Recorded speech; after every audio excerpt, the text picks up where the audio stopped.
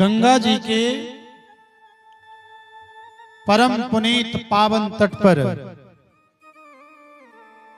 परमहंस श्री सुखदेव जी महाराज आज राजा परीक्षित को श्रीमद् भागवत महापुराण की कथा का श्रवण करा रहे हैं। परीक्षित और सुखदेव दोनों दत्तचित्त और तन्मय हैं।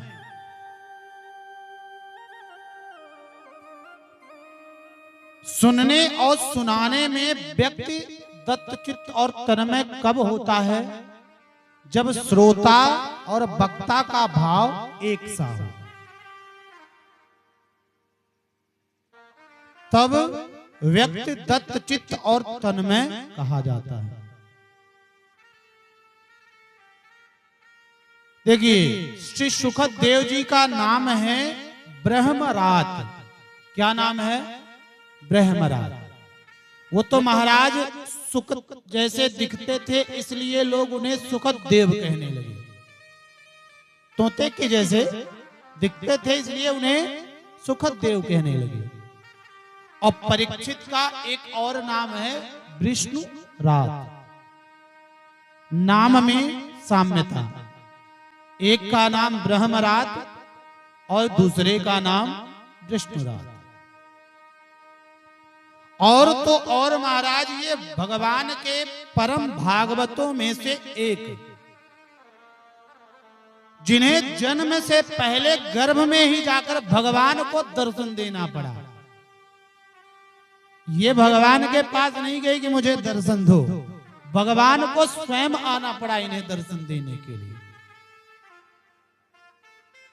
जब अश्वत्थामा ने ब्रह्मास्त्र चलाया तो उत्तरा के गर्भ में भगवान परीक्षित की रक्षा हेतु पहुंचे। और बाबा भोलेनाथ जब मारने की दाई दौड़े सुखदेव बाबा को, तो अपनी मां के पेट से निकले ही नहीं। 12 वर्ष हो गए। भगवान ने आकर के वचन दिया कि तुम्हें मेरी माया सताएगी नहीं, तब सुखदेव जी बाहर आए। तो गुण में भी स्वभाव में भी साम्यता, तब व्यक्ति कथा में दत्तचित्त और तन्मयता को प्राप्त करता है। श्रोता भी 2 तरीके के होते हैं। कितने तरीके के? 2। पहला श्रोता है स्नार्थी और दूसरा है धनार्थी। स्नार्थी कौन और धनार्थी कौन? तो बोले, जो भगवान को प्राप्त करने के लिए कथा सुने, उसे संसार से कोई लेना देना ना हो, उसे केवल ठाकुर के चरणों की प्रीति चाहिए, वह तो हुआ स्नार्थी श्रोता। बात समझ में आ रही है? यदि आ रही है तो प्रेम से कहें राधे। और दूसरा श्रोता है धनार्थी श्रोता, जिसके मन में किसी ना किसी कामना से ये अनुष्ठान किया गया है कि बिटिया की शादी नहीं हो रही, ठाकुर जी कृपा करो। कहते हैं कि भागवत की कथा कल्पद्रुम है, कुछ दया दृष्टि डालो, इसका विवाह हो जाए। तो दूसरा श्रोता धनार्थी। स्नार्थी उसे कहते हैं जो निष्काम हो, जिसे किसी भी प्रकार की कोई कामना ना हो। और धनार्थी उसे कहा जाता है जो किसी कामना से भगवान की कथा सुनता है। अच्छा, ये कोई बुरी बात नहीं है कि किसी कामना से भगवान की कथा सुनी जाए। भगवान की कथा चाहे किसी कामना से सुनी जाए, चाहे निष्कामना से सुनी जाए, लेकिन सुनी जानी चाहिए। भागवत के महात्म अंतर्गत सनकादिक ऋषि नारद जी से कहते हैं, सदा सेव्या श्रीमद् भागवती कथा। ये जो भागवत की कथा है सदा श्रवण करने के योग्य है। और ऐसा नहीं है कि जो किसी कामना से भागवत की कथा करता है तो वह महाराज निकृष्ट माना जाए। नहीं, शास्त्रों में भी कई प्रमाण हैं। जब इस पृथ्वी का प्राकट्य हुआ, इस सृष्टि का, तो ब्रह्मा जी इधर से उधर भटकने लगे कि मैं कौन हूं। तो अपने तत्व का, आत्म तत्व का बोध करने के लिए उन्होंने भगवान से भागवत सुनी।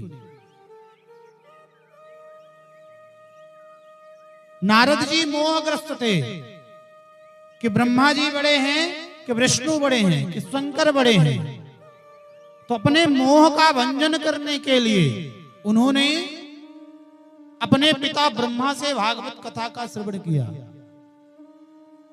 व्यास जी महाराज असंतोषी थे, संतुष्ट नहीं थे अपने कृत्यों से कि कलिकाल के जीवों के लिए मैंने इतना कुछ कर डाला, फिर भी मेरे मन में संतोष क्यों नहीं है। तब उन्होंने श्री नारद जी महाराज से इस कथा का श्रवण किया। लेकिन परीक्षित को ना तो मोह है, ना तो भ्रम है और ना असंतोष है।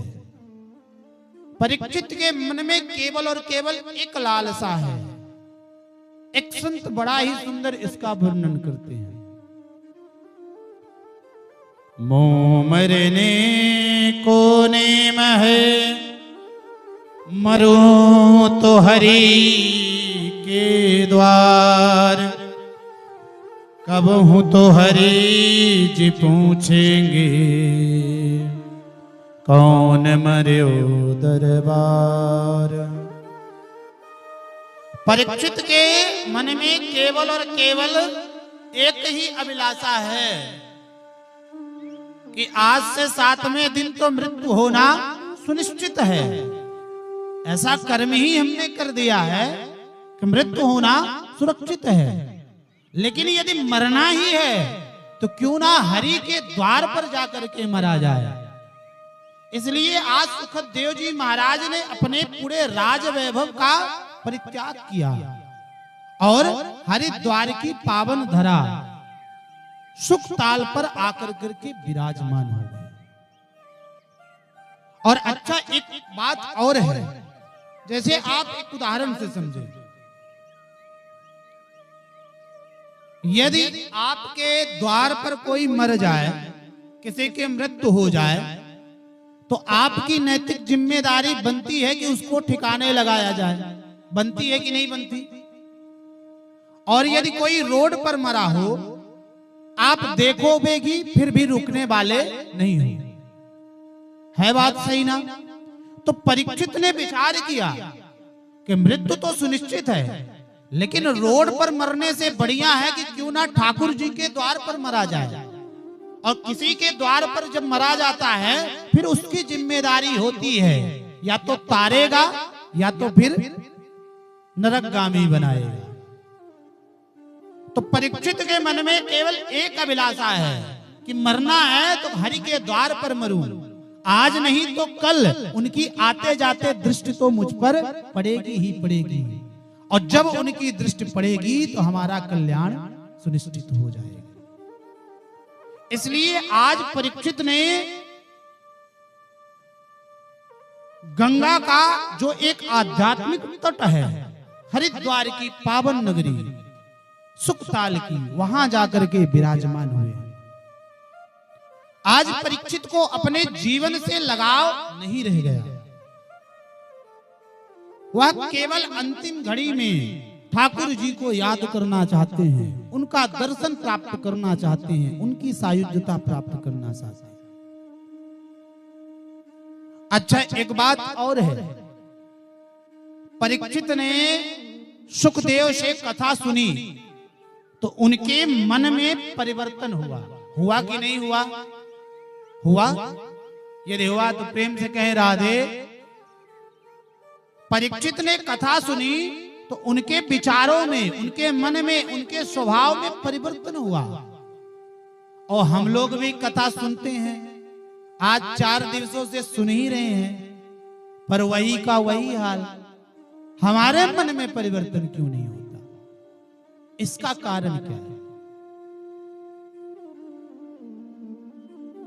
अच्छा, एक बात और है, सच पूछा जाए तो आप लोगों को कथा सुननी आती भी नहीं। अब ये मेरा नैतिक धर्म बन गया है कि मैं अनुष्ठान करने आया हूं तो पूर्ण तो करूंगा, ये तो मेरा कर्तव्य बन गया है।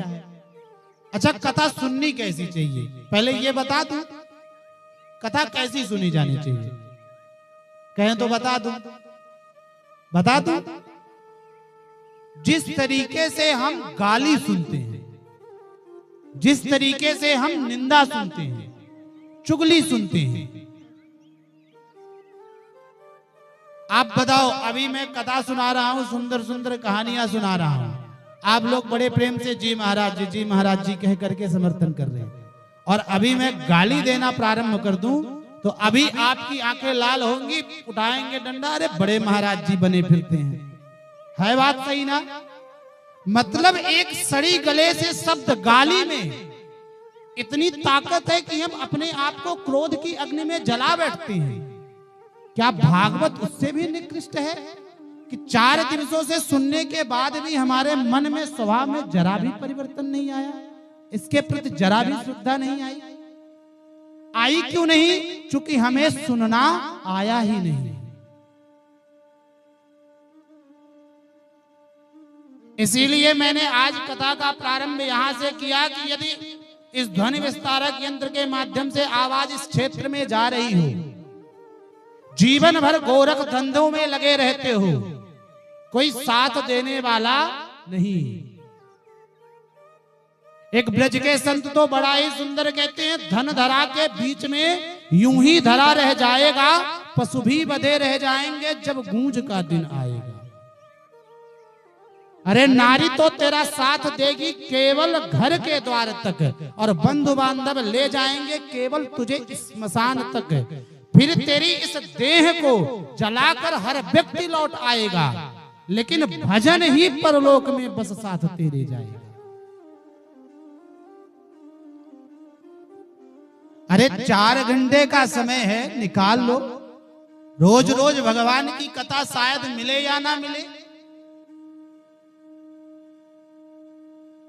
तो दत्त चित्त और तन्मय होकर के जब कथा सुनी जाएगी तब हमारे जीवन में परिवर्तन होगा। आज नहीं तो कल होगा, लेकिन होगा जरूर।